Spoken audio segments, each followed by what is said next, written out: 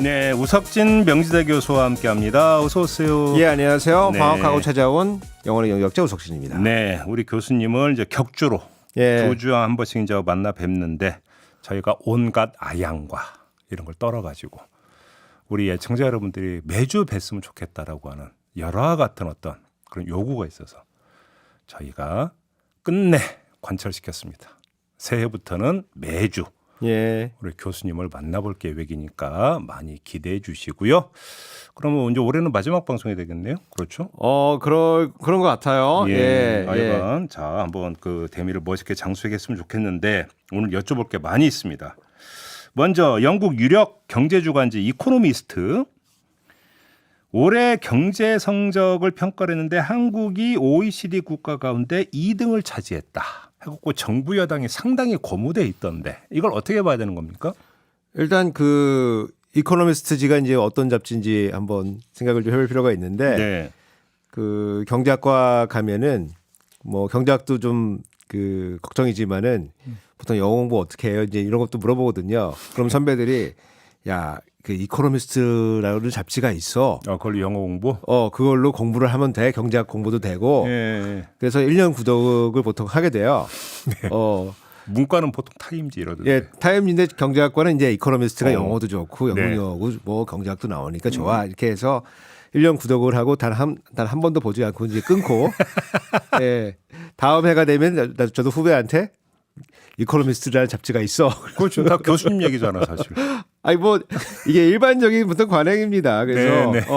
그래서 경제학과를 다니면은 한 번씩은 구독을 해보지만은 네. 단 읽은 사람은 별로 읽은 없다. 사람은 거의 없는 네. 이코노미스트입니다. 음. 약간 보수적이에요. 네. 예, 약간 보수적이고 여기서 이제 기사를 냈는데 OECD 35개국을 그 작년 4분기부터 네. 올해 3분기까지 이제 1년 동안의 경제 성적을 매겨 보니까 네. 한국이 2등이다. 어허. 아, 근데 경제 성적이라고 하는 게 뭘 갖고 이렇게 그건 저도 모르겠어요. 이게 여러 가지 지표가 있는데 음. 여러 가지 지표 뭐 예컨대 뭐 물가가 어땠느냐, 아니면 GDP가 어떻게 됐느냐, 아니면 주식 시장이 어땠느냐, 기타 등등을 통해 가지고 여러 가지 지표를 통해서 이제 국가를 이제 뭐 개도국 말고 OECD 국가들을 평가를 해보니까 뭐 그런 국가들이 서로 비교가 가능하겠죠. 그래서 전체 중에서 2등이다. 그건 전 좋은 것 같아요. 어휴. 끝에서가 아니라 위에서 위에서 2등이라는 거는 1등은 어디였는데? 근데 1등이 이제 그리스예요. 아, 그래요? 뭐야? 이거 어떻게 되는 얘기예요? 1등이 그리스고 3등이 미국이라 가지고 예. 그래서 야, 이거 뭐 좀 뭘로 한 거야? 이런 생각이 좀 들었어요. 그래서 보니까 뭐 여러 가지 자기 기준으로 평가를 했으니까 네. 한국이 다른 나라들보다 조금 뭐 그래도 괜찮게 한 거 아니냐 이제 이런 평가를 받으시니까 긍정적인 건데 근데 뭐 구체적인 숫자를 좀 보니까 우리나라 이제 뭐 그런 물가지수라고 하는데 예. 에너지하고 식료품 뺀 그런 물품들의 지수 그게 3.2%고 GDP가 1.6% 늘었고 주가 수익률이 7.2% 정도 1년 동안 는 것 같다라고 해서 평가를 했는데 근데 이게 되게 재밌는 게 뭐냐면 이상한 게 재밌는 것보다 이상한 건 뭐냐면은 전 세계 GDP 성장률은 3%예요. 그럼 우리나라는 반밖에 안 되는 거죠? 우리는 그 반밖에 안 되고 주식 수익률은 20%라고 돼 있어요. 그것도 3분의 1. 그거 3분의 1인데 그래서 근데 어떻게 2등이 나와요? 근데 제가 보니까 그래서 이 다른 지표들은 이렇게 좋은 편은 아닌데 네. 이게 이렇게 높은 평가를 받은 거는 그나마 물가를 좀 잘 관리한 거 아니냐. 그거 체감이 안 되는데. 체감은 안 되지만은 이제 뭐 이런 거예요. 이제 미국 같은 경우도 물가가 7, 8%까지만 올라갔었거든요. 예. 근데 우리나라는 선제적으로 약간 금리를 올린 부분들이 좀 있어요. 그러니까 네. 이창용 총재 작년에 오기 전부터 물가를 조금 금리 좀 올려놨었거든요. 그래서 물가가 너무 이렇게 막 반등하고 막 이러지는 않아가지고 예. 그나마 한 3에서 5% 정도 그 정도로 좀 관리를 했기 때문에 뭐 지난 1년 동안 가장 관심은 물가였으니까 아마 그런데 좀 가중치를 좀 많이 둬서 좀 물가에서 성적을 많이 올렸다. 저는 이제 그렇게 보여. 여기 어떤 가중치 썼는지 나오지는 않지만은 다른 거는 뭐 별론데 약간 성적을 좋게 준다고 하면은 그나마 물가가 우리는 괴롭지만 더 괴로운 나라들이 많으니까 그거에 비해 봐서 좀 나은 것 같고. 근데 이제 몇 가지 문제가 뭐냐면 이게 우리 경제부처 홈페이지나 경제부처가 제출한 이런 거 가지고 이제 한 것 같은데 일단 지표가 조금씩 틀려요. 예컨대 우리 지금 경제 성장률은 지금 우리가 1.4%로 지금 올해 거는 지금 보고 있거든요. 정부도 그렇게 보고 있고 한은도 그렇게 보고 있고. 근데 여기 이제 이코노미스트는 1.6으로 돼 있어가지고 네. 예, 좀 업데이트가 좀 덜 된 거 아닌가 싶고. 네. 최근에 이제 ADB는 요거를 이제 1.35로 낮췄어요. 아 그래요? 1.35. 근데 제가 거의 정확하게 맞췄는데 반올림에서 1.4다. 저번에 나와서 그 말씀하셨어요. 네, 반올림에서 네. 1.4는 안 되고 네. 반올림에서 1.4다 이렇게 말씀드렸는데 ADB라고 이제 그 아시아 개발은행 네. 에서 올해 거 이제 업데이트하면서 한국은 1.35다. 그래서 정확하게 4, 4, 5 입하면 1.4다. 그래서 틀린 것도 같고 맞은 것도 아니다. 여하튼 물가 측면에서 우리가 이제 그 경험하는 물가는 우리가 원래 물가 관리가 좀 잘 된 2%대로 관리되는 나라이기 때문에 예, 이게 이제 5%, 4%, 5% 이렇게 갔을 때 굉장히 우리가 좀 힘들고 실제 체감하는 건 더 올라가기 때문에 힘들었지만은 나름 다른 국가와 비교해 봤을 때 크게 나쁘지는 않았다. 이 정도로 이제 사실은 평가하면 될 것 같은데. 어차피 상대 평가니까. 예, 이거는. 너무 대통령님 너무 좋아하시더라고요. 그래서. 예. 우리가 잘했자, 우리 이겼어. 그래서. 네. 근데 문제는 이제 올해하고 내년일 것 같아요. 그렇죠. 예. 또 하나 여기가 이제 기침을 하면 우리가 감기 걸린다고 하는 거 미국 연준. 그렇죠. 기준금리를 3회 연속 동결을 했어요. 여기에 내년에 금리 인하 가능성을 시사를 했다고 하는데 이러면 우리 경제에 어떤 영향을 미치게 되는 겁니까? 그러니까 이제 지금 이런 이 경제 상황이 이제 급속도로 변동성이 크게 변하고 있는데 네. 근데 저희가 한 달 전만 해도 미국 장기채 금리가 막 올라간다. 맞아요. 5% 뚫었다 막 이제 이런 얘기를 했는데 예. 또 지금은 또 굉장히 또 달라요. 지금은 상당히 지금 상황이 또 많이 바뀌었어요. 그러다 보니까 이제 그 미국의 이제 연준 예. 그 공개 시장 이제 미국이 이제 금리를 조작하기 위해서 소위 말하는 이제 금리 그 공개 시장 조작이라는 걸 하는데 그거를 결정하는 이제 위원회에서 이제 기준금리를 동결을 한 거예요. 네. 동결을 해서 우리 상당 금리로 치면 한 5.5%로 우리가 유지하겠다 이제 이렇게 발표를 한 거예요. 예. 그 근거로 보는 게 이제 사실은 여러 가지 얘기했지만 크게 보면은 물가 동향하고 실물 동향이에요. 근데 실물은 보통 고용으로 이제 보통 대표가 되는데 그래서 물가를 보니까 지금 충분히 가라앉는다는 증거들이 좀 있는 것 같다. 가라앉고 있다. 가라앉는 그런 증거들이 있고 그 얘기는 이제 경제 활동이 둔화됐다는 거거든요. 그렇죠. 그러니까 이제 표현을 이렇게 하고 있는데 인플레이션을 낮추는데 우리가 진전이 있으면서도 동시에 이제 경제 활동이 좀 둔화됐다고 볼 수 있기 때문에 네. 그러면서도 이제 실업률이 너무 악화된 건 아니기 때문에 우리가 동결 결정했다. 근데 그 얘기는 이제 인플레이션 측면에서는 이게 경제가 조금 둔화되고 있다는 거고 네. 그럼 물가가 이제 서서히 이제 안정화 국면으로 간다. 그래서 이제 지금 당장은 아니겠지만은 이제 1, 2년 뒤에 네. 이제 연준이 타겟으로 하고는 2%대 물가대로 들어갈 걸로 예상되기 때문에 네. 근데 표현은 이제 이렇게 쓰고 있는데 추가 긴축 정책이 더 이상 필요한지를 한번 판단해 보겠다. 요거를 이제 영어로 any additional policy firming이 필요하다. 발음 좋았습니까? 유학파신데 제가 어떻게 평가하겠어요? 예, 하여간 이제 이런 거를 이제 시사했다고 지금 나와 있어요. 예. 그리고 이제 이제 여러 가지 그 연준의 이제 그 금통위원들이 이제 전망하는 이제 금리 전망들이 있는데 이거를 이제 3포도로 점으로 찍어가지고 표시를 하는데 네. 그게 내년 연말이 되면은 한 4.6, 7% 정도로 지금은 5.5 정도 지금 되는데. 5.5인데 그 정도가 될 거 아니냐. 그러면은 그냥 대충 계산해 보면은 0.25%씩 세 번 내리면은 그렇네요. 그러면은 한 그 정도 가기 때문에 내년에 뭐 시기가 언제로 특정되지는 않았지만은 금리 내릴 거다라고 하는 게 이제 시장의 전망이고 그렇게 되니까 또 이제 그 금리 내려가니까 이제 주식 시장이 조금씩 이제 술렁술렁 이제 뭐 하는 거거든요. 우리는 어떻게 돼요? 우리는 그러니까 이제 우리도 이제 그 사실은 금리를 좀 내려서 경기를 좀 활성화시켜 싶어 하는 그런 마음들이 좀 뭐 국민들도 있는 거고 그다음에 정부도 그걸 가지고 있는 건데 그게 이제 미국 금리도 높기 때문에 그리고 우리 그렇죠. 물가도 높기 그렇죠. 때문에 그렇죠. 그거를 마음대로 할 수가 없었는데 네. 이제 미국이 내린다면은 네. 우리도 지금 한 2% 정도 우리 격차가 지금 생기고 있거든요. 우리 네. 3.5기 때문에 네. 그래서 그거 좀 따라서 내릴 수 있는 여지가 있는 거 아니냐라고 하는 그런 이제 여지는 생긴 거예요. 근데 만약 그렇다고 무조건 미국을 따라갈 수도 없는 게 우리도 그럼 물가 동향이나 이런 걸 봐야 될 거 아니에요. 그러니까 이제 우리 같은 경우에는 지금 우리 현안도 있는 거거든요. 그렇지. 금리뿐만 아니고 우리 현안도 있는 건데 네.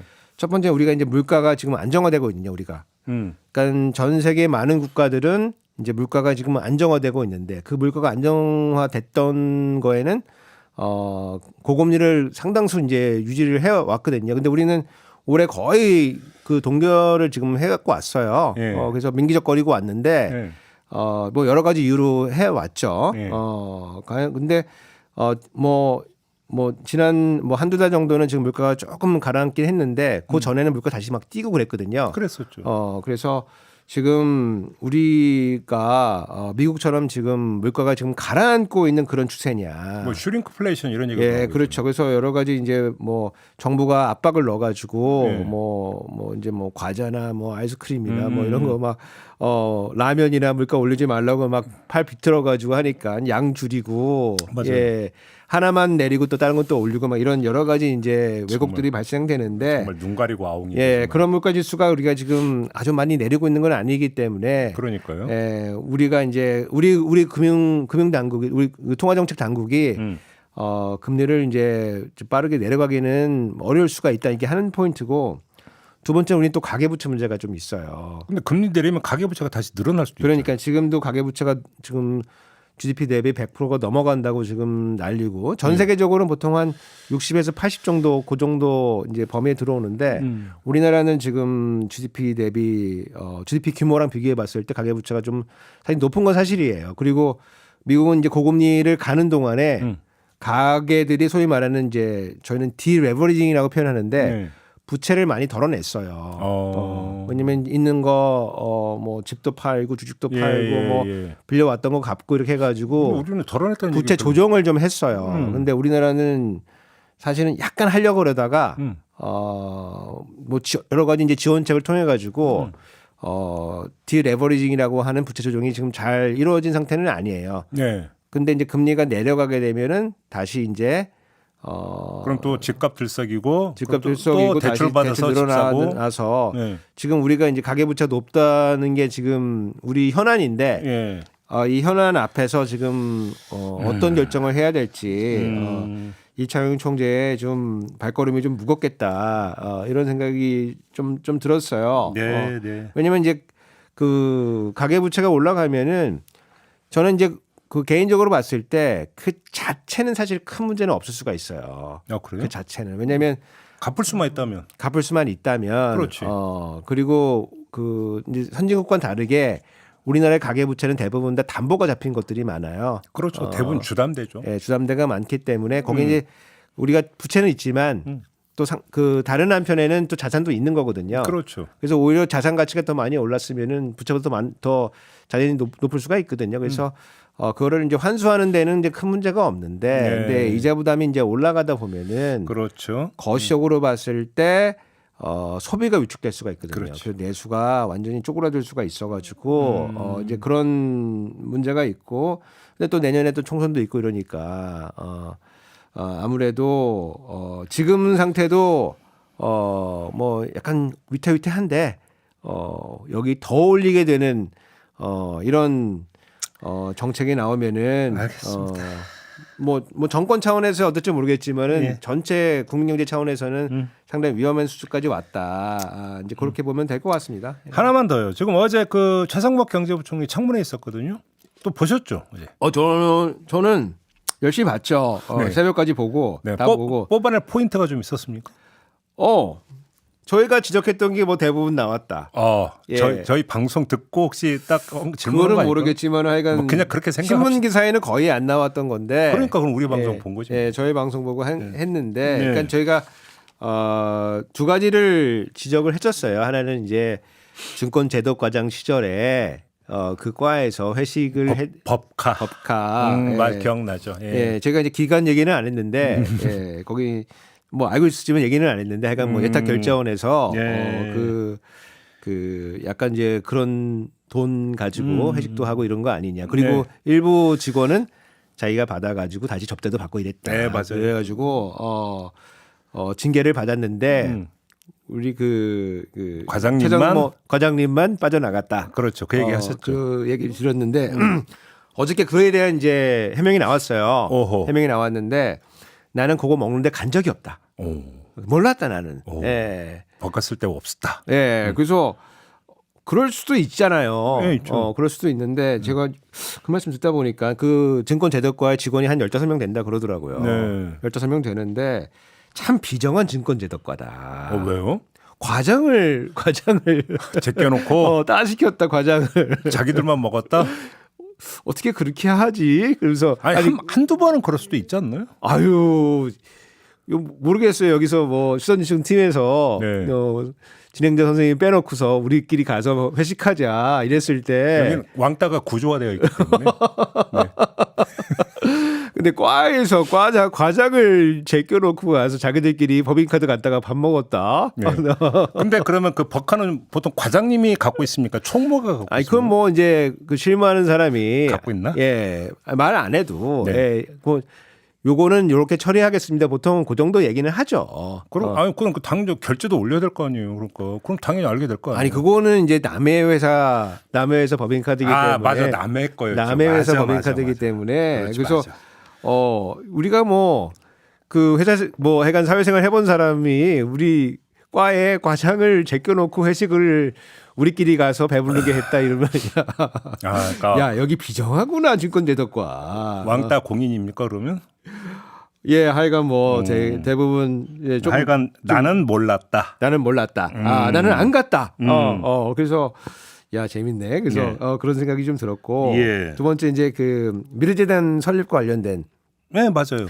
명단. 거기서, 예 역할이 뭐였냐. 예. 그래서 설립에 관여한 거 아니냐 이제 그런 질의가 나왔는데 네. 예, 내가 관여한 건 아니고 설립에 관여한 건 아니고 설립은 결정이 이미 됐고 나는 실무를 한 사람이다. 시켜서. 실무를 한 사람이다. 참 이게 대단한 것 같아요. 요거는 이제 약간 느낌이 우리가 이제 소고기 먹으러 갔는데 요거는 살이고 요거는 힘줄이고 아니 그러니까 요거는 비계고 나는 주범이 아니라 종범이었다 이런 얘기는 종범도 아니고 이미 다 결정돼서 네. 대통령이 이제 이제 중국이랑 이제 뭐 회담을 해야 되는데 예. 며칠 안 남아서 빠르게 진행한 것밖에는 되지 않은 것 같다. 그 제가 들은 느낌이 이게 이제 마약 수사하고 비교를 하면은 마약을 밀수하기로 결정한 사람이 있는데 나는 운반만 한 거 아니냐. 그럼 운반에도 처벌은 받죠. 운반은 처벌받죠. 왜냐하면 이게 지금 보통 공직이 아니잖아요. 그러니까. 그러면은 위법 부당한 특검이 꾸려졌어. 위법 부당한 일들이 벌어질 거 아니겠습니까? 그때 이제 공무원이 앉아서 이거는 안 됩니다. 위법 부당하기 때문에 예. 그런 공무원을 우리 기대하는 거 아니겠습니까? 그냥 윗사람이 시켰으니까 우리 그냥 다 같이 나 몰라. 유명한 어록 있잖아요. 공무원의 영혼이 없다. 그렇죠. 근데 이건 위법 부당한 거니까 사실은 그렇죠. 영혼까지도 갈 필요도 없고 사실은 이건 공무원의 책무죠. 근데 이런 책무를 잘 못 지킨 공무원이 이렇게 높은 자리에 갈 수 있는 거냐. 특히 이제 여기 보니까 뭐가 나오냐면은 감사원에서 이제 요 건 관련해 가지고 이제 여러 사람들을 이제 징계 조치했는데 네. 요 최상목 지금 후보자죠, 그죠? 후보자 같은 경우에는 징계 조치를 하지 않았어요. 그러니까요. 근데 그 하지 않은 이유는 퇴직했기 때문에. 이유가 그거였대요. 네, 퇴직했기 때문에 하지 않고 대신 인사 자료로 남겨라. 인사 자료로 남겨가지고 이런 일들을 했기 때문에 나중에 혹시 공직에 다시 들어오게 되면은 뭐 뜻은 적혀있진 않지만 공직에 들어오지 못하게 인사 참조 자료로 써라. 네. 뭐 이런 거거든요. 네. 그래서 그런데도 역시 우리 그 윤석열 대통령이 호연지기가 있어가지고 내가 수사해 보니까 일 잘해. 그래서 알겠습니다. 그래서 여기까지 온 것 같다. 그리고 세 번째 이게 또 재밌는 게 중국 발언. 아, 예. 굉장히 예. 좀 큰 문제인데 사실은 이게 아마 수석되고 아마 언론 보도탄 첫 번째 발언인 걸로 근데 기억합니다. 나토 정상회담 가가지고 맞아요. 갑자기 튀어나오셔가지고 네, 맞아요. 우리 중국과의 교역을 좀 이제 줄어들고 있기 때문에 좀 다른 맞아요. 방안을 좀 생각해봐야 되는데 뭐 그런 취지로 얘기를 했고 근데 그 야당 의원들이 그런 질의를 좀 했어요. 뜻이 뭐냐 했더니 뭐 뜻은 그냥 다변화하자는 얘기였다. 이게 교과서적인 앞뒤로 보면 그렇다. 근데 뭐 저도 그때 방송한 기억이 나는데 앞뒤로 보면은 뭐 말 자체는 그냥 약간 좀 뉴트럴하게 뭐 그런 취지 뭐 그렇게 해석할 수도 있지만은 네. 대통령 말씀하고 이제 다 비교를 해 보면은 그때 이제 대중국 그게 굉장히 공세적으로 그때 할 때거든요. 그래서 아니 그리고 설령 또 그래도 공개적으로 발언할 이유는 또 뭐 있느냐라는 얘기도 나오고. 그러니까 이제 메시지를 주고 싶어 가지고 그러니까. 예. 그때 뭐 대만 얘기도 막 이제 막 하면서 나토에 가가지고 우리가 뭐 대중국 무슨 그러니까. 이제 이런 전선에 이제 참여를 하고 네. 지금은 조금 들어갔지만은 우리 경제가 안 보고 경제고 뭐 네. 그렇게 하면서 그 와중에 나온 거거든요. 그 와중에 나온 건데 어저께 나와서는 상당히 뭐 그냥 일반적인 얘기를 한 걸로 뭐 수출 줄고 그러니까 뭐 다변을 해야 되는 거 아니냐 이제 그 정도로 톤을 좀 낮춰서 하고 있어가지고 네. 뭐 제가 그냥 전반적으로 봤을 때는 추경호 부총리보다는 좀 나아 보이는데 나아 보이는데 뭐 공무원 특성상 그냥 뭐 책임지는 일은 안 하겠구나 이제 이런 좀 생각이 들었고 야당 의원들의 그 화력은 어떻게 평가하십니까? 뭐 화력은 뭐 보잘것 없죠. 화력은 진짜 화력은 알겠어요. 네. 뭐 이미 그 전에도 한번 지적하신 바가 있어요. 기재위가 이제 왜 이렇게 구성이 되는 건지 그래서 조금 뭐 그러니까 뭐 그 국민의힘은 뭐 우리가 여당이니까 이제 이렇게 그 최상목 그 후보자가 조금 더 얘기할 수 있는 시간 주고 뭐 이런 데 시간을 많이 썼고 네. 야당 의원들은 좀 뭐 막 갈참이어서 그런가 좀 그래서 준비가 좀 잘 안 돼 있더라. 알겠습니다. 자, 여기까지 이제 말씀을 드렸는데 이렇게 마무리를 하는 게 아니라 이제부터 이제 시작을 하겠습니다. 지금까지의 이야기는 이풀기용이었고 오늘의 본론으로 들어가도록 하겠습니다. 조금 전에 본방에서도 이제 마지막 코너 여기도 이슈에서 저출산 문제 때문에 인천시가 1억씩 쏘기로 했다. 뭐 이 소식을 전해드린 바가 있어요. 오늘 이제 본론도 바로 이 문제와 직결되는 건데요. 이코노미스트가 우리 경제 성적이 OECD 2등이라고는 했는데 한국은행에서 지금 나온 걸 보면 한국 경제가 2030년부터는 0% 성장, 2040년부터는 마이너스 성장이 될 거다. 이런 보고서가 나왔다고 하고 이게 여기 이제 이게 또 저출산과 직결된다는 거잖아요. 오늘 좀 요 분석을 좀 해봤으면 좋겠습니다. 이게 저출산이 어떻게 연결이 된다는 겁니까? 그러니까 뭐 일단 뭐 제 뭐 개인적인 말씀 조금 드려보면은 제가 2006년도에 이제 한국에 들어왔는데 네. 그때부터 제가 저출산 연구를 한 15년 정도 했어요. 진짜? 예. 또 전문가시네 그럼 또? 전문가입니다. 또 안 걸치는 게 없어. 모든 이렇게. 문제 전문가입니다. 네. 그 논문도 한 10편 가까이 쓰고 진짜 전문가시네. 예. 그래서 보고서도 좀 많이 쓰고 이랬는데 네. 제가 최근에 접었어요. 왜요? 15년간이나 연구했는데 왜 저거? 이거는 이제 뭘 해도 이제 안 되는 국면에 이제 접어들었다. 답이 없다? 이제 좀 더 나중에 좀 자세히 말씀드리겠지만은 지금 지금 기조로 이 문제를 이제 해결할 방법은 지금 없는 것 같다. 이런 생각이 너무 비관적인데. 이런 생각이 들었고 최근에 이제 뉴욕 타임즈의 이제 컬럼에 어떤 이제 컬럼니스트가 한국의 이제 학교 출산율을 보니까 0.7명이 돼서 이대로 가면은 이제 우리 뭐 중세 유럽에 돌았던 이제 흑사병으로 인해서 많은 사람이 죽었는데 엄청 죽었죠 그때. 그때 이제 인구 주는 것만큼 한국에 줄 수도 있다. 비교가 그렇게 됩니까? 절반으로 갈 수도 있다. 뭐 이런 뭐 그런 컬럼이 나온 적이 있어요. 네. 우리 이제 제가 뭐 공부할 때 재밌게 읽었던 책이 있는데 그 인구 감소의 이제 공포라는 책이 있어요. 근데 원래 우리 전통적으로 이제 갖고 있던 생각은 인구가 증가하면 공포라고 생각을 좀 했거든요. 저 어릴 때. 예. 그래서 아니 그게 이제 옛날부터 소위 말하는 이제 멜서스. 예, 맞아. 뭐, 멜더스로가. 예, 뭐 미국의 멜서스 책 보면은 이제 미국의 데이터를 좀 보니까 미국이 이제 식민지 개척하고 뭐 이럴 때인데 인구는 너무 빨리 늘어나고 그다음에 식량 생산은 그거 미치지 못한다. 그래서 뭐 식량 생산은 산술적으로 늘어나고 맞아요. 인구는 기하학적으로 늘어나기 때문에 맞아요. 다 이제 죽을 거다. 그렇죠. 그래서 이제 뭐 애도 낳으면 안 되고 뭐 이제 뭐 병이나 뭐 질병이나 뭐 이제 기아 이런 걸로 인구가 조절되어야 되고 뭐 이제 여하튼 인구 감소에 대한 여러 가지 이제 그 인구 증가에 대한 여러 가지 이제 그 두려움이 있었는데 그렇죠. 한 이제 공부하기 한 90년대쯤에 하니까 반대로 인구가 감소했을 때 이제 어떤 공포들이 있는가. 그러니까 말이에요. 이런 이제 문제들이 나오기 시작했어요. 그래서 가장 대표적인 게 이제 사실은 프랑스예요. 프랑스도 심각한 저출산 국가였다가. 예, 근데 프랑스가 이제 그때 그 전에 이제 고민했던 거는 주변에서 국가들이 침공할 수 있다. 그럴 수도 거긴 있죠. 유럽은 엄청 전쟁통이고 옆에 독일 있잖아요. 병력 자원이 줄어들면. 예, 독일 있고 건너가면 영국이 있고. 그렇지, 그렇지.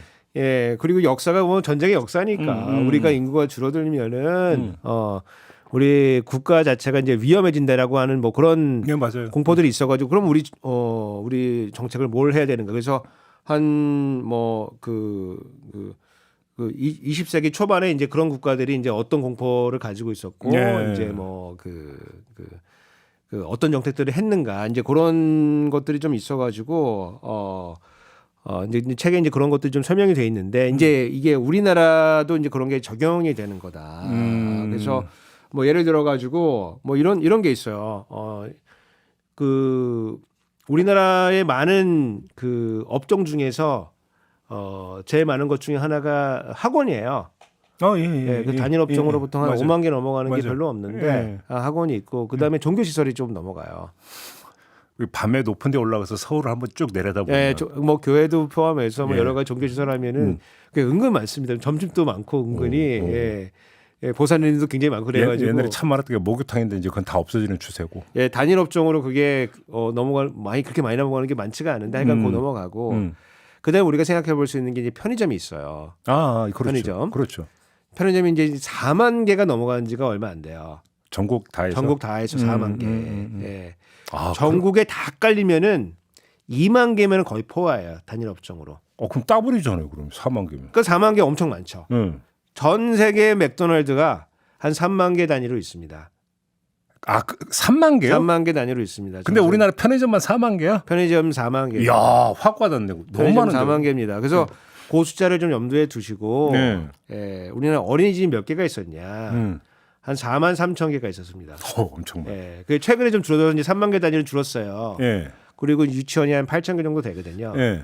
그러면은 보육과 관련된 영유아 교육 보육과 관련된 그 기관이 4만 개 이상 되는 거예요. 그렇죠. 예, 그거 엄청 많잖아요. 그렇죠. 그렇죠. 그러니까 동네 구멍가게보다 더 많은 게 그 어린이집이었어요. 예. 근데 뭐 여러 가지 그 이유가 있어요. 일단 뭐 옛날엔 좀 아동들이 좀 있었고 두 번째는 우리가 무상보육을 좀 했거든요. 그렇죠. 그래서 이제 정부에서 돈이 나오니까 이제 우리가 보육을 담당할 수 있는 기관들이 엄청 늘어났었거든요. 근데 그게 지금 최근에 급감하고 있어요. 예. 자녀가 이제 아동이 덜 태어나니까. 예. 그러니까 이제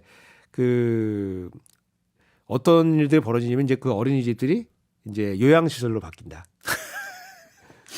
뭐 말은 되네. 요양시설로 바뀌고 예, 있다. 아니면은 그 세대들이 일어나서 이제 결혼할 거 아니겠습니까? 그렇죠. 근데 결혼도 조금 덜 할 거 아니겠어요? 그래서 예. 결혼식장이 장례식장으로 바뀌고 있다.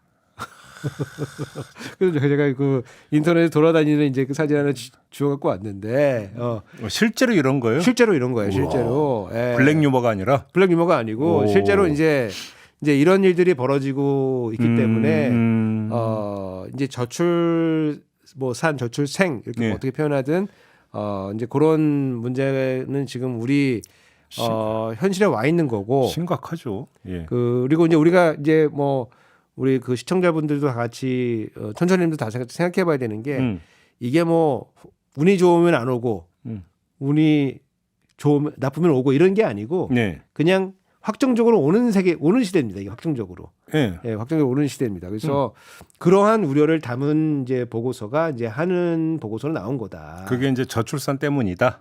저출산이 성장률 제로 마이너스 성장이게. 그렇죠. 왜냐면은 그거를 이해하려고 하면은 이제 저희가 이제 그 오늘 경제학 공부를 조금 해보면은 저기 혹시 수식이 있으면 한번 띄워보세요. 예. 예. 뭐예요 저게? 저랑 이제 경제 공부를 좀 하셔야 되는데 수학이잖아요 저거. 저건 이제 함수인데 그러니까 수학. 저게 이제 생산함수라고 하는 거예요. 생산함수. 저 지금도 저런 거 해야 돼요 꼭? 아니 왜냐면 저게 문제를 이해하는데 너무 좋습니다. 저게. 그래서 저기 이제 y는 a 곱하기 그다음에 f에 가로 열고 l k 가로 닫고 이렇게 돼 있는 거예요. 네. 그래서 여기서 y는 뭐냐면은 GDP예요. GDP가 무엇에 의해서 결정되냐면은 a라는 것하고 곱하기 l은 노동이에요. 노동이고 k는 자본입니다.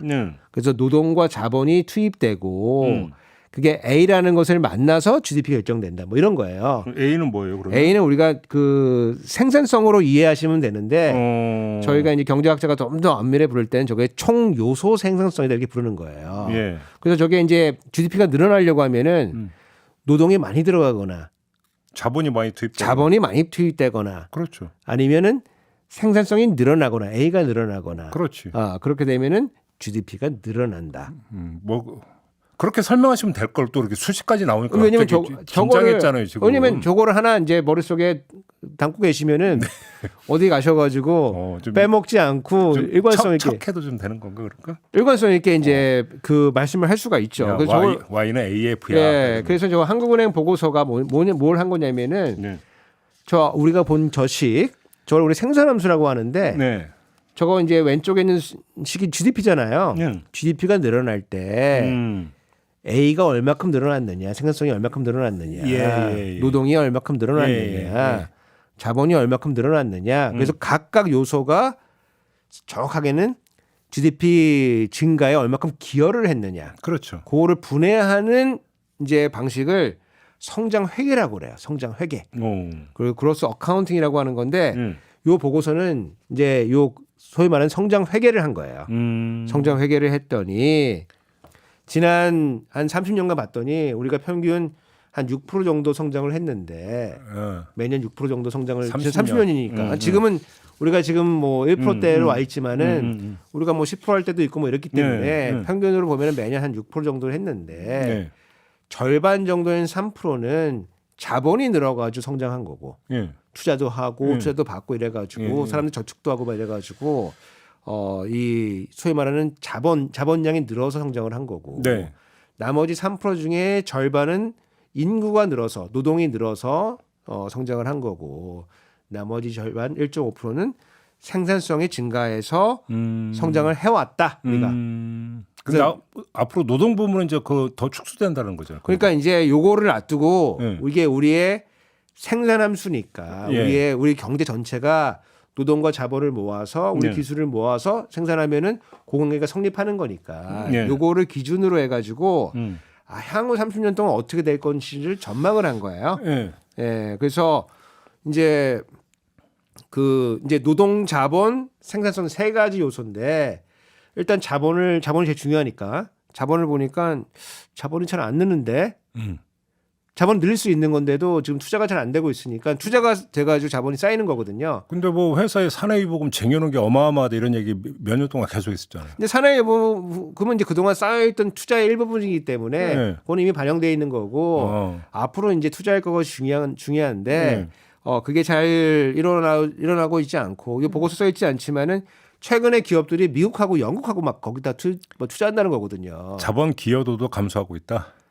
그러니까 기업이 투자를 늘린다고 그러는데 그게 이제 미국의 이제 보호주의 때문에 그런 것 같기도 하고 다른 나라 가서 투자한다는 거잖아요. 그렇죠. 그래서 그게 이제 우리 GDP에는 큰 도움은 안 되거든요. 그렇죠. 그래서 이제 일단 그 투자가 잘 안 이루어지기 때문에 우리 그 경제 성장의 절반 정도는 자본 때문에 성장한 건데 그게 잘 안 늘어난다. 이거고 그러면은 노동을 봐야 되는데 노동은 더 심각하고. 노동은 이제 우리가 이제 뭐 이제 감소한다는 거죠. 이게 그러니까. 뭐 당장이냐 10년 뒤냐 이거는 20년 뒤냐 이거는 가정에 따라서 출산율 가정에 따라서 바뀌지만은 궁극적으로 보면은 우리가 대충 한 10년 정도 있으면 인구가 감소하기 때문에 네. 저출산의 영향으로 인해서 노동은 기대할 게 없다. 이제 뭐 이런 거예요. 그렇죠. 근데 이게 제가 아까 그 제가 뭐 연구하면서 이제 뭐 우리가 좀 노동과 관련된 부분은 국내에서 조달하는 건 조금 좀 힘들어졌다라고 제가 말씀드린 게 1990년이 백말띠입니다. 예. 백말띠. 예. 말띠인데 백말띠예요. 근데 당시에 무슨 얘기가 있었냐면은 지금 들으면 너무 황당한 얘기인데 백말띠에 태어난 여성은 뭐 이게 드세다. 이런 약간 미신 같은 게 있었어요. 백마가 아니라 그냥 말띠 여성은 드세다 이런 얘기 많이 말띠 드세인데 그게 또 백말이기 때문에 예. 백말띠기 때문에 그게 약간 좀 문제. 근데 그게 진짜로 출산에 영향을 미쳤어요? 그러니까 우리가 아기가 태어났을 때 예. 성비라는 걸 보통 따져요. 그렇죠. 성비. 그래서 그렇죠. 남아하고 여하고 성비가 보통 105대 100이면은 여자 100에 남자 105면은 자연 성비라 그래요. 왜냐면 이제 그 뭐 남자애들이 조금 더 태어나기도 하고 그다음에 남자들이 좀 사고 나서 막 죽고 그러잖아요. 그러니까 105대 100이 태어나면은 약간 이게 자연 성비다 이렇게 네. 표현을 하는데 네. 1990년대에 남녀 성비가 117대 100입니다. 와, 그래요? 차이 그렇게 많이 나? 110대 100입니다. 그래서 여자 아이가 많이 안 태어났어요. 근데 이게 평균 냈을 때 그렇고 우리가 그 출생 순서라고 하는데 네. 뭐 첫째, 둘째, 셋째 뭐 이런 게 있잖아요. 저희 집에 90년대생인데 어떻게 해요? 남잔데. 그러니까 네. 딸이 태어날 수도 있었는데 네. 여하튼 그때 약간 그런 일이 벌어졌는데 네. 셋째아 기준으로 보면은 네. 셋째아 네. 이게 180대 100까지 올라갑니다. 예? 180이요? 예, 거기까지 올라갑니다. 진짜? 셋째아 기준으로 보면은 그럼 그 성별 감별을 해가지고 나을지 말지 결정했다는 거죠. 그렇게 봐야 되는 거죠. 예, 그렇죠. 오, 그래서 예. 그때는 그래도 한 60만 태어날 때인데 그 중에서도 여성의 비중이 이야. 1990년생이 굉장히 낮습니다. 어마어마한데 그 정도면? 예, 그리고 그 이러한 경향이 조금씩 이어지다가 네.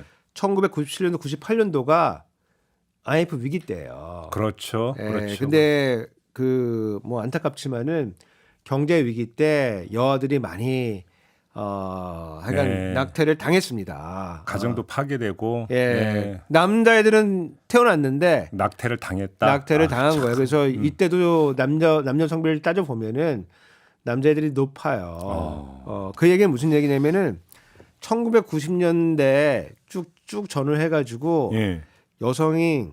여자아이가 좀 덜 태어났어요. 어허. 여러 가지 이유로. 예. 근데 그때 태어난 여성들이 지금 가임기를 지금 지나가는 중입니다. 지금. 그렇죠.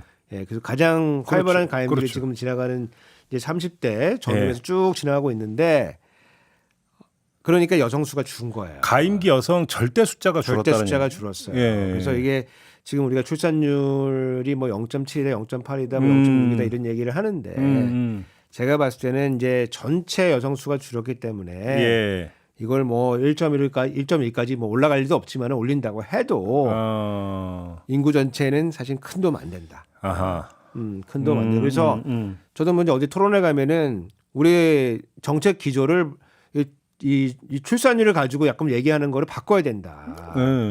요거를 삶의 질 방식으로 바꿔야 된다. 그러니까 출산율이 낮은 이유가 그러면 삶의 질과 연결되어 있다. 태어난 애들을 우리가 잘 키워야 된다. 그 당연하죠, 그건. 근데 예컨대 뭐 가구 외에 예. 태어난 아동이 있다. 그럼 이런 아동들에 대한 지원을 어떻게 할 거냐? 그렇죠. 청소년 한부모다. 어떻게 할 거냐? 정상적인 가정이 아닌 데서 태어났다. 어떻게 할 거냐? 이런 거에 대해서 우리가 굉장히 아직까지도 지금 사실은 예, 맞아요. 예. 예컨대 뭐 모든 지원책이나 이런 것도 다 그쪽에 맞춰져 있죠. 그렇죠. 예컨대 뭐 그 정상적인 가구 예. 내에서의 지원은 그나마 책이 갖춰져 가는데 그렇죠. 소위 말하는 우리가 비전통적인 가구에서 예. 발생하는 출생이나 양육 문제 이런 것들을 우리가 어떻게 할 거냐에 네. 대해서 조금 더 전향적으로 가야 된다. 그래서 이걸 출생 위주로 가면은 예. 정책의 포커스가 많이 틀려진다 이게 사실은 지금까지 그렇게 해왔는데 뭐 그게 성공하기도 어렵지만은 성공한다고 해도 예. 잘 안 될 거다 이제 이런 생각을 저는 좀 갖고 있어요. 그러니까 예를 들어서 뭐 국가가 어떤 지원을 하더라도 꼭 전통 가족이 아닌 다른 부분에 어떤 중점적으로 지원한다면 낙태율이 줄어들 수도 있는 거고 예를 들어서 그럼 거기에 출산율 증가도 갈 수 있는 거고. 그러니까 이게 좀 되게 재밌는 게 뭐냐면은 우리가 이제 각 부처가 예. 자기 정책을 전달하는 전달 체계들을 갖고 있어요. 근데 여가부의 중요한 전달 체계 중에 하나는 건강가정을 지원한다는 센터들이에요. 그건 건강가정이라는 게 사실은 들으면은 상당히 좀 생소한데 네. 정상적인 가정들을 잘 유지할 수 있도록 지원해주겠다는 거거든요. 엄마 아빠 다 있고 그죠. 뭐 건강가정이라는 거지. 예. 그러면 그렇지 않은 가정은 불량 가정입니까 그러면? 그러니까 이게 만들어진 거가 예. 제가 예전에도 한번 이 여가부의 네, 이 맞아요. 구성에서 한번 말씀드렸는데 맞아요. 이게 그 가정계가 주도해가지고 만든 거거든요. 예. 가정계가 주도해서 이제 입법까지 해가지고 이제 만든 건데 저희가 이제 봤을 때는 이 훼손된 가정들을 네. 정부가 개입해서 이걸 도와주는 게 이제 맞을 것 같은데 그래서 브로큰 패밀리를 우리가 도와줘야 될 것 같은데 그게 네. 아니고 건강 가정을 이제 지원하는 체계로 돼 있어요. 네. 그렇다 보니까 아무래도 조금 문제가 있거나 아니면 여력이 딸리거나 아니면 우리가 생각하지 못한 형태로 출산한 이제 이런 아동에 대한 지원 체계가 아무래도 사각지대로 좀 많이 남아 있는 것도 사실이에요. 근데 그런 것도 있지만 저희 세대를 기준으로 한번 질문을 드리면 보통 저희 세대 같은 형제가 한번 너댓 명 이렇게 되거든요. 그래서 이제 하면은 아이들끼리 알아서 크고 그래서 중학교 졸업하거나 고등학교 졸업하면 그다음에 이제 대학 안 가고 서울로 올리고 그래서 이제 공장 가서 돈 벌어서 이제 집에 붙이고 그러다가 이제 뭔가 배필 만나서 결혼하고 그냥 그렇게 사는 것 이게 너무나 어찌 보면 통상적이고 일상적인 삶으로 생각을 했는데 요즘은 뭔가 낙오되고 이러면 안 되기 때문에 최소한 중산층의 삶은 유지해야 된다는 이걸 기준점으로 삼다 보니까 삶의 질의 기준 자체가 달라진 것도 있는 거 아닌가요? 이제 그게 이제 저희 이제 경제학자니까 예. 약간 경제학적인 관점에서 약간 풀어보면은 예. 저희가 이제 자녀도 정상제다 이런 표현을 써요. 정상제? 정상제. 재화라고? 재화다. 뭐 이렇게 살벌한 표현이 나와. 제가 모형하다 보면 이제 예. 뭐 재화와 다름없다. 그래서 이제 뭐 그 정상제라는 표현을 쓰는데 그 얘기는 무슨 얘기냐면은 예. 우리가 이제 소득이 많아지면은 자녀를 조금 더 많이 갖고 싶어하는 이제 그런 종류의 재화가 자녀다. 이제 우리가 그런 표현을 써요. 그래서 부잣집에 가면은 조금 아이가 많다. 아이가 많다. 육아 능력이 좀 있으니까. 뭐 다복하다는 거는 예. 경제력의 뭐 표상이다. 예, 예. 뭐 이런 표현을 예, 쓰잖아요. 그래서 예. 그런 의미에서 우리가 이제 정상제라는 표현을 쓰는데 우리가 1970년대 중반에 보면은 그 시카고 대학의 게리 베커라고 하는 이제 경제학자가 나와요. 게리 베커는 이제 90년대 초반에 노벨 경제학상을 받았는데 네. 이분이 이제 그 경제학을 이제 그 사회과학의 경제학 제국주의로 만든 분 중에 이제 한 분이세요. 경제학 제국주의는 뭐예요? 모든 문제는 경제학으로 설명 가능하다. 모든 사회 문제는. 다른 문과 학문 학자들이 별로 안 좋아할 것 같은데. 상당히 싫어했죠. 그런데 뭐 이런 거예요. 무슨 뭐 결혼의 경제학, 예.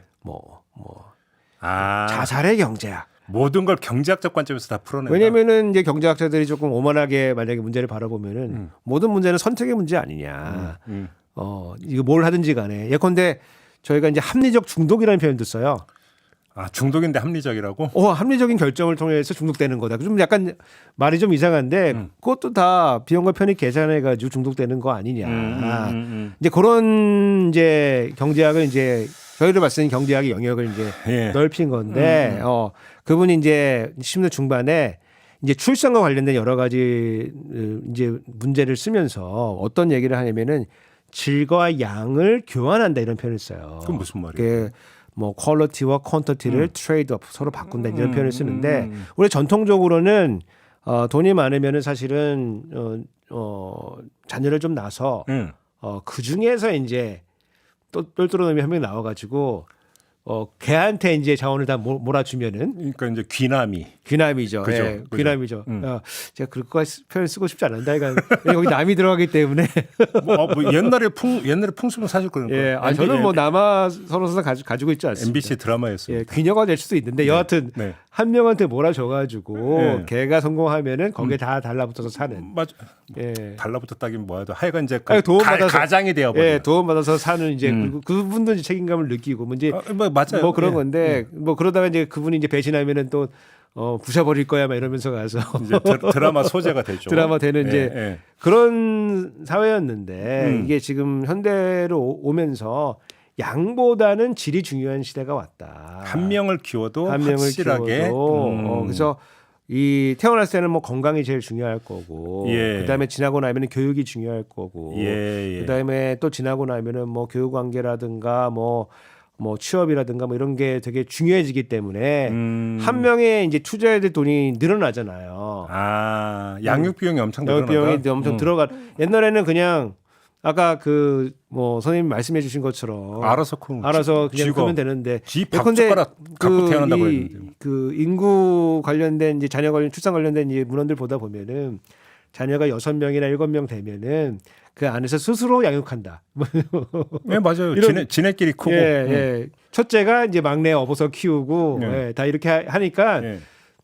야, 10명 어떻게 키워? 뭐 이런 얘기를 하는데 6명이나 10명이나 마찬가지다. 그 안에서 키우고 자라기 때문에. 네. 여하튼 이제 양육 비용이 그렇게 규모의 경제가 달성될 수가 있는데 지금은 그런 게 아니고 한 명 한 명에 대한 이제 그 투자가 늘어나야 되기 때문에 출산율이 줄어들 수밖에 없다. 그러니까 이제 사회 자체도 각자 도생으로 가고 그렇죠. 뭐 여러 가지 어떤 그 경제 사회적인 환경도 바뀌었기 때문에 거기서 웬만한 삶의 질을 유지하기가 되게 힘들고 거기까지 그렇죠. 올라가기가 힘들다 보니까 그렇죠. 부모 입장에서 자식에 대한 투자 비용이 늘어날 수밖에 없다. 그렇죠. 왜냐하면 또 투자도 불확실해질 수가 있고 내가 그렇죠. 이렇게 예컨대 뭐 우리 다 학원 좋은 학원 다 보내잖아요. 그렇죠. 우리 돈도 많이 쓰는데 우리 애가 그 정도 다 소화가 되는지 안 되는지 사실 잘 모르고 근데 또 안 할 수도 없고 네. 이러다 보니까 투자 비용이 많이 또 양육 비용을 표현할 수도 있고 투자 비용이 많이 들어가니까 자녀 수를 줄일 수밖에 이제 없게 된다. 야, 이러면 이건 되게 거대한 이야기가 되는데 경제 환경이나 사회 환경의 변화에서부터 찾아야 되는 거잖아요. 사실 이렇게 되어버리면. 뭐 이제 일정 부분 지금 현재의 문제가 있을 수도 있고 예. 다만 요 출산 결정도 그 경기처럼 사이클을 좀 타요. 아 그래요? 사이클을 좀 타요. 어떻게? 그래서 그 지금 태어나는 애들은 예컨대 저는 이제 72년도생인데 네. 여기까지 디테일하게 너무 하여간 70년대생. 하여간 70년대생인데 네. 하여간 71년도가 굉장히 사람이 많았고 그래가지고 저희 학력고사 이제 수능 이런 거 봤을 때 네. 그 재수생들이 넘어와가지고 상당히 많은 사람들이 학교인데 한 반에 몇 명이었어요, 교수님은? 그러니까 제가 이제 말하면 사람들이 안 믿는데 저희 초등학교 때 갑자기 주변에 학교가 없어가지고 제가 이제 1학년 1반을 갔는데 우리가 100명이 넘어가는 거예요. 한 반에? 한 반에. 그래가지고 입학식날 갔는데 앉을 자리가 없는 거예요. 그래가지고 그래서 뒤에서 서가지고 입학식을 했다는. 저 때만 해도 보통 한 반에 65명, 66명 되고 야간도 있고 막 이럴 때. 그 서울에 약간 저희가 약간 서울인데 약간 변두리여가지고 학교는 많이 안 생기고 사람들은 많이 들어와가지고 그래서 저 학교 다닐 때 1학년 때 아침반, 오후반 보통 그러잖아요. 오전반, 오후반 이게 아니고 오전, 점심, 오후반 이렇게 3부제를 했다는. 아 진짜요? 예. 나 그건 처음 듣는 3부제를. 3부제를 했습니다. 1학년 때. 그래서 하여간 이제 그렇게 이제 옛날에 많았는데 그래서 굉장히 힘들었잖아요. 예. 힘들었는데 지금은 30만 태어나는 그런 시대거든요. 예. 그러면 옛날보다는 한 3분의 1 정도로 줄었기 때문에 예. 지금 태어나는 애들은 하나하나가 다 귀하고 그렇죠. 노동시장에서도 조금 더 좋은 처우를 받고 예. 그다음에 경쟁도 약간 좀 덜 노출되고 그러면은 그냥 요 사이클이 잘 진행이 된다고 하면은 그럼 또 얘네들이 또 크면 또 살만한 시대가 됐네. 그렇죠. 그렇죠. 이렇게 하면서 또 이제 출산을 늘려갈 수 있는 사이클은 존재하는 거예요. 이제 그러면 이 세대가 커서 부모가 됐을 때 이제 부모로서 양육 환경이 좀 개선이 되니까 그렇죠. 그럼 좀 더 이제 출산율이 올라갈 수는 있다. 그건 이제 우리가 사이클이 이제 있다고 보는데 지금 근데 이렇게 낮아서는 사실 그 사이클도 사실은 이제 크게 기대할 바는 없지만 하여간 그런 이제 사이클이 있고 그 사이클 동안 우리가 잘 버텨야 된다. 이제 이런 게 정책적 측면이 있는 거고 그 다시 한국은행 보고서 돌아가서 예. 자본도 별로 안 늘고 노동은 이제 감소할 거고 그럼 남은 게 이제 A라고 하는 생산성인데 생산성은 이제 그 최근 한 20년을 보면은 우리나라가 지속적으로 지금 하락하고 있습니다. 아 그래요? 예. 그래서 경제학들이 제일 걱정하는 거는 요거예요. 예, 우리가 노동이 줄어들었을 때 자본을 더 확충을 하거나 아니면 생산성이 그만큼 비약적으로 늘어나면은 줄어든 노동의 감소를 우리가 상쇄하고도 남을 수가 있다. 그리고 전체 GDP는 우리가 줄었을지 모르겠지만은 1인당 GDP로 봤을 때는 그것도 늘어날 수가 있는 거기 때문에 예. 생산성이 굉장히 중요하다라고 하는 게 경제학자들의 보통 이제 일반적인 이제 동의되는 상황이에요. 근데 하락을 하고 있다라는 거예요. 근데 쭉 하락해 왔습니다. 우리가 지속적으로 천천히 쭉 하락해 와서 지금 반등의 기미를 지금 못 찾고 있어요. 그래서 2040년 이후에는 마이너스 성장으로 갈 수 성장으로 있다. 들어갈 수 있다. 그래서 제가 뭐 강조하고 싶은 거는 요게 이제 사회 혁신, 예. 뭐 경제 혁신, 뭐 구조 혁신 이런 거 관련된 거예요. 왜냐면 이게 도전하고 혁신하고 연구 개발하고 뭐 이런 거거든요. 기술이고 뭐 이런 거예요. 예. 그래서 우리 그 역대 정부를 보면은 예. 다들 시대의 과제가 있어요. 그렇죠. 시대의 과제. 그렇죠. 뭐 여당 야당 이런 걸 떠나 가지고 해결해 줘야 되는 시대적 정신과 과제가 있는 거예요. 그렇죠. 대선 때마다 나온 게 시대 정신이. 예, 지금 뭐냐면은 사실은 윤석열 정부가 사실은 방향은 잘 잡았어요. 예. 그 예컨대 뭐 교육하고 연금. 노동하고 연금하고 이 방향에 개혁해야 된다. 뭐 나오는 게 있어요. 그러니까 방향을 잘 잡았어요. 왜냐면 그건 우리가 정은 우리가 개인적으로 할 수 있을지 모르겠지만은 네. 우리가 교육 문제 고쳐야 되고 그다음에 노동 시장 우리가 조금 바꿀 필요가 있고 그다음에 연금 문제 우리가 손은 안 댈 수 없고 이거 우리가 다 느끼는 거거든요. 네. 그래서 시대적 과제를 조금 충실하게 좀 뭐 지지 여부와 상관없이 좀 해줘야 되는데 지금 우리 윤석열 정부는 작년에는 조금 나오는 듯 하다가 지금 이게 거의 지금 실종 국면으로 가고 있다. 이렇게 보여지고 그렇죠. 제가 좀 안타까운 건 뭐냐면 이게 구조개혁이거든요. 근데 여기서 바로 그 지금 출산율 이렇게 되면 그러니까 계속 제기되는 문제는 부양 문제를 어떻게 풀 거냐 이 문제잖아요, 사실은. 그러니까 이제 그 지금 여쭤보시는 게 지금 그 우리 이게 혁신 문제하고도 이제 상관이 되는데 지금 작년 기준으로 보면은 100명이 40명을 이제 부양하는 되는 구조예요. 작년 기준으로. 작년 기준으로 보면은 그러니까 우리가 부양해야 될 사람들은 자녀도 있고 그럼 2.5명당 1명 정도 되는 거예요. 2.5명당 1명. 우리가 뭐 부양비라는 표현을 쓰는데 예. 이게 한 40% 정도 돼요. 예. 그래서 100명 이제 그 우리 일하는 사람들이 예. 40명을 부양하면 된다. 그래서 예. 40명에는 젊은 애도 들어가지만 아직 뭐 아동도 들어가지만은 이제 노인도 들어가기 때문에. 근데 지금 아동은 이제 쭉 감소하고 있기 때문에 네. 이게 지금 상당히 지금 빨리 늘어나는 속도는 아니에요. 최근 몇 년을 따져 보면. 부양 부담에서 차지하는 비중은 갈수록 줄어든다. 줄어들 때가 또 있었고. 그렇죠. 근데 지금 이제 늘어나기 시작하는데 이 늘어나는 거는 이제 노인들 때문에 늘어나는 거거든요. 그렇죠. 그렇죠. 이게 한 지금부터 한 50년, 50년 지나고 나면은 이게 이제 110, 120으로 이제 수렴해 간다는 거예요. 100명당 110, 120? 100명당 110, 120 그 사이에 어느 숫자로 이제 수렴할 거다. 그러면 한 사람이 이제 자기 부모님 한 명 모시고 예. 이제 나머지 이제 그 5명이 모여서 내가 아버지 모시면은 우리 엄마는 나머지 5명이서 17반에서 모셔줘야 된다. 그래서 이제 등골 휜다는 얘기가 나오는 거죠. 등골 흰다는 얘기가 나오죠. 네.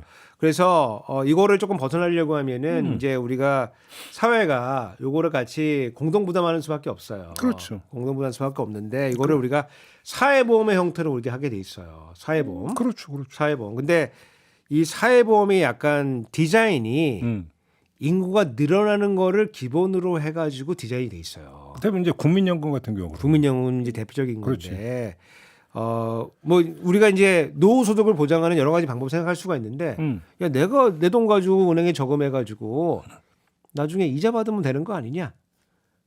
그렇죠. 그럼 속 시원하지 뭐 내가 내 책임 가지고 투자해가지고 할 수가 있고. 뭐 돈이 있으면. 네. 돈 있으면 그렇게 할 수가 있고 돈이 없어도 내가 저금해가지고 잘 저금해서 이제 하면 되는 거 아니냐. 그래서 그냥 자본시장을 이용해가지고 준비하는 방법이 하나가 있고 아니면 사회보험이라는 걸 쓸 수가 있어요. 그렇죠. 사회보험은 이제 기본적으로 어떻게 돼 있냐면 근데 우리나라는 이제 소위 말하는 이제 그 적립식이라는 부분 적립식이라는 방법을 쓰고 있는데 네.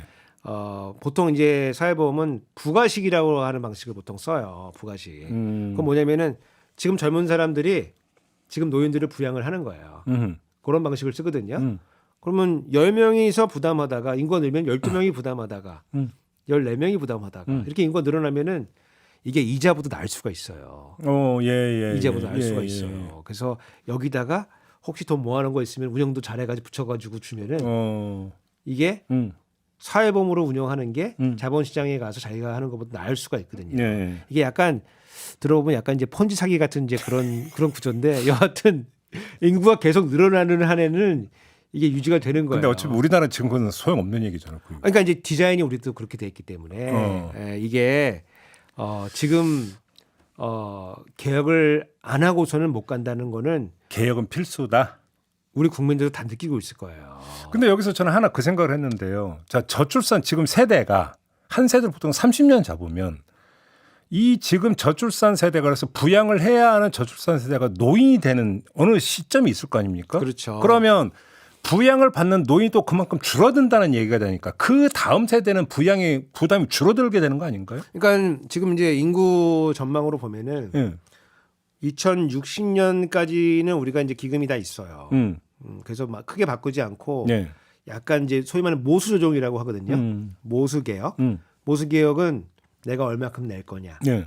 그리고 언제 탈 거냐. 그렇죠. 그리고 내가 벌던 소득이 얼마큼을 받을 것이냐. 그렇죠. 보통 요 세 개가 가장 중요한 거예요. 그래서 요거를 약간 더 많이 내고 덜 받고 조금 늦게 받으면은 요 그렇죠. 연장된다. 기금을 좀 연장할 수 있다. 네, 뭐 네. 5년 연장한다, 10년 연장한다 이렇게 가는 거예요. 그러니까 대충 이제 2060년도 전으로 하면은 네. 이제 기금은 이제 다 고갈이 되는 거예요. 그리고 2100년이 되면은 우리 인구 구조가 네. 좀 안정적인 구조로 이제 접어들어요. 그러니까 그렇지 저출산 세대가 노인이 되면은 그렇죠. 예. 이 저출산 세대가 지금 나는 세대의 자녀가 이제 노인이 되면은 그러니까 결국은 한 텀, 한 네. 3, 40년을 어떻게 버티느냐 이게 문제라는 3, 40년만 잘 버틸 수가 있으면은 그러니까. 2100년도부터는 뭐 문제가 없다고는 할 수는 없지만은 예. 그 자체로 이제 돌아갈 수 있는 구조가 되는 거예요. 그래서 어떻게 버틸 수 있어요? 그럼 결국 개혁밖에 없다. 이제 우리가 이제 다른 선진국들의 사례에서 예. 좀 찾아야 될 것 같아요. 그래서 지금 우리는 지금 어떻게 됐냐면 이제 소득 대체율이 지금 40%를 향해서 가고 있어요. 맞아요. 연금에. 예. 우리가 출발할 때는 이제 3% 내고 옛날에 88년도에 진짜 월급의 3%. 3% 내고 3% 내고 70% 받았거든요. 그때 그때 네. 장난 아니죠. 그때 그러니까. 장난 아니죠. 예. 3% 내고 70% 받을 때인데 예. 그게 이제 9% 내고 지금 최대 40%. 50%를 한번 내려왔다가 그 다음에 다시 또 40으로. 지금 이제 9% 내면서 이제 40%를 지금 향해 가는 중이에요. 근데 40%가 40년 만근했을 때 40%예요. 그러니까. 40년 만근해서 40%예요. 그래서 우리가 지금 노동 시장에 보통 한 20대 후반 30대 그때 이제 진입하잖아요. 네. 그러면은 30년 한다 그래도 이게 쉽지가 않아요. 30년 하기가. 아니 국민연금에 가끔 날아와요. 이제 지금 당신이 이렇게 해서 언제까지 얼마를 부으면 그러니까 몇 살부터 얼마를 받는다 얘기 오거든요. 딱 액수 보니까 그 돈으로 도저히 못 살겠던데. 도저히 못 살죠. 네. 예, 지금 우리가 이제 그래서 평균 소득 대체율이 25% 정도 돼요. 아 평균이. 왜냐면 이제 이거는 40년 만근에 했을 때 40%이기 때문에 그러니까 예. 지금 25%. 그 정도 40년 일하기도 쉽지 않잖아요. 그래서 지금 그럼요. 예. 보통 우리가 요 그 국민연금 가입 기간이 보통 한 17, 18년 정도 되거든요. 그때 기준으로 했을 때 소득 대체율이 25%예요. 예. 세계적 기준으로 봤을 때 소득 대체율이 40%가 안 되면은 우리가 공적연금으로 취급을 하질 않아요. 아 그래요? 예, 그래서 우리가 그 조금 한 20년 전 정도로 돌아가면은 2006년도 7년도에 유시민의 이제 국민연금 이제 개혁 방안이 있는데 맞아요. 그때 있었어요. 그때 이제 소득 대체율이 50%를 유지를 하던 거를 40%로 내렸어요. 예, 그때 예. 예, 40%로 이제 내려가는 중이에요. 저희가 내려가는 중이고 그러면서 그러면은 10%가 줄잖아요. 그래서 이 10%를 뭘로 유지를 한 거냐면은 지금의 이제 기초연금으로 유지를 한 거예요. 네. 그래서 그때 이제 2007년도 당시에 그 노동자들의 평균 소득이 한 200만 원 됐어요. 200만 원에 10%는 20만 원. 20만 원을 우리가 맞춰주겠다. 기초연금. 그러면 예, 니네 국민연금은 40% 주지만 요거 10% 맞춰주면은 50% 될 거 아니냐. 그게 그 돈 아니냐? 근데 우리가 당장 돈은 없으니까 20만 원 말고 10만 원부터 출발하자. 대충. 네. 그렇게 출발해가지고 쭉 진도 오던 게 그 박근혜 대통령이 갑자기 중앙으로 막 밀고 들어왔잖아요. 2012년도에 캠페인할 때. 맞아요. 그러면서 이거를 갑자기 20만 원 올린 거예요. 올려 붙였어요. 그리고 지금 이게 33만 원까지 지금 올라가 있는 상태거든요. 그러니까. 여하튼 이런 이제 전체 노후소득 이제 보장 체계 요거가 지금 이 상태로는 유지가 안 된다는 거는 뭐 저도 연금을 공부하기 때문에 저도 알고 있는 거지만은 모든 국민들이 다 알고 있을 거예요. 그래서 손은 대긴 돼야 된다. 극단적으로는 야 지금 나 청산해. 야 지금 나 청산하고 다 돌려줘. 돌려주고 새로 만들어. 아이고. 아니 그러니까 가능한 얘기예요, 지금. 제가 봤을 때는 이준석 그 뭐라고 불러야 되죠? 그냥 전 대표. 전 대표 같은 경우에 연금 얘기가 나오면은 이런 것까지 포함해서 얘기 논의를 해봐야 되는 청년. 그 정도라고 보시는 거예요? 저는 이제 그렇게 함의를 받았어요. 네. 지금 그러니까 연금 논의를 할 때, 개혁 논의를 할 때 지금 모수 조정만 해가지고는 청년 세대가 지금 못 받을 수도 있잖아요. 이거 돈 받는 거 못 받는 거 아니야? 이런 불안감이 지금 늘고 있으니까 야 어차피 망한 거 다 돌려주고 다시 만들자 지금부터. 그래서 각자 계좌 열고 거기다 부어. 그럼 저희 같은 세대들 어떡하라고? 원금으로 받아. 어떡하라고? 하여간 이제 그러니까 그런 우리가 이제 그걸 구조적 개혁이라고 하는데 구조적 개혁 포함해서 네. 사람들이 뭐 동의는 어떻게 될지 모르겠지만은 뭔가 개혁이 필요하다는 거는 다 느끼고 있는 거고 필요하다는 거 다 아는데 정치권은 질질 끌고 있고 이거는 사실 리더십이 필요한 순간이에요. 결단이 리더십. 내가 책임지고 이거를 가겠다. 선거 유무에 필요 없이. 근데 윤석열 정부는 뭐 했냐면 이제 특위를 만들어 가지고 맞아요. 안을 몇 개 만든 다음에 국회에 던졌거든요. 윤석열 대통령 결단 좋아하잖아요. 이거는 또 싫으니까 국회에 던졌거든요. 근데 우리가 국회를 뭐 한두 해 겪어보는 것도 아니고 뭐, 국회에 들어가면은 모든 결정은 안 되잖아요. 보건복지부가 내는 경우의 수가 뭐 열 몇 가지? 그러니까요. 예. 아니, 그러니까 이렇게 할 게 아니고 정부가 책임지고 그러니까요. 안을 내놓고 그 안을 중심으로 정치적 판단을 받고 리더십을 잡아가야 되는데 우리 그 윤석열 대통령이 이게 수사 전문가니까 누구 또 때려잡을 것 같아요. 누구도 연금에 부정수급자 있는 거 아니냐, 때려잡자. 이제 정부 보조금 다음은 연금입니까? 우리가 지금 교육개혁은 지금 우리 불순응한다고, 뭐 킬러 문항 한다고 학원 강사들 좀 때려잡았잖아요. 네. 그 교사들 때려잡고, 예. 그 다음에 이제 본 게 이제 불순응 됐잖아요, 지금. 그리고 노동개혁은 이제 한다고 있다가 69시간은 지금 어딘지 알 수도 없고, 지금 다 사라졌고, 건폭 이제 잡아가지고, 네. 아니면 건폭도 이제 중요한 뭐 이슈 중에 하나인데 노동 개혁이 그게 메인 이슈는 아니죠. 메인 이슈. 근데 때려 잡았으니까 됐다 이제 이러고 있는 거고. 그래서 좀 실업과 저기 그 실업급여는 그러니까 잡겠다는 거잖아요. 그러니까 이제 지금 그 저는 아까 말씀드린 이제 교육 연금 그다음에 노동시장에 대한 어떤 이 변화는 우리 전반적인 경제 여건을 고려해 봤을 때 절박한데 반드시 해결을 해야 되는 문제고 이게 이제 시대의 과제다. 알겠습니다. 시대의 과제인데 지금 대통령이 이제 그거를 말로는 이제 한다 그러고 있는데 사실은 사이드 스텝을 밟고 있는 중이기 때문에 좀 걱정이 좀 된다. 그게 결론을 해야 되는데 저도 이제 그 뱀다리 사족으로 결론을 붙이면 총선 후에나 할 수 있는지 지켜보는 게 아마 현실적일 것 같다. 이런 말씀 좀 드려야 될 것 같습니다. 안타깝습니다. 예. 이렇게 마무리하죠, 교수님. 예. 네, 오늘 말씀 잘 들었고요. 저도 물러가겠습니다. 고맙습니다. 감사합니다.